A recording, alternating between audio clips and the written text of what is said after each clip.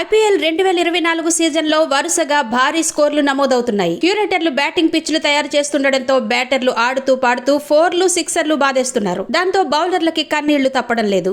ఎంతలా అంటే వారం వ్యవధిలోనే రెండు జట్లు 270కి పైగా స్కోర్లను నమోదు చేశాయి. ఐపీఎల్ 17 ఏళ్ల చరిత్రలో ఓ రెండు జట్లు ఒకే సీజన్లో 250 పైచిలుకు స్కోర్లు నమోదు చేయడం ఇదే తొలిసారి. ఢిల్లీ క్యాపిటల్స్ తో బుధవారం రాత్రి జరిగిన మ్యాచ్లో కోల్కతా నైట్ రైడర్స్ టీం 7 వికెట్ల నష్టానికి 272 పరుగులు చేసింది. ఆ జట్టులో Sunil Narine, Raghuvanshi, Andre Russell, Rinku Singh సిక్సర్లు మోతం మోగించేశారు. మొత్తంగా కోల్కతా టీం 18 సిక్సర్లు, 22 ఫోర్లు బాదేసింది. దాంతో ఢిల్లీ బౌలర్లు తలలు పట్టుకున్నారు.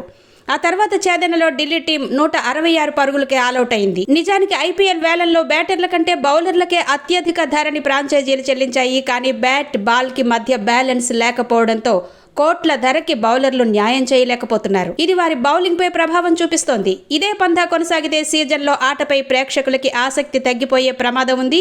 అయితే మ్యాచ్లు జరిగే కొద్దీ పిచ్లు బౌలింగ్ కు అనుకూలంగా మారతాయని క్యూరేటర్లు చెబుతున్నారు.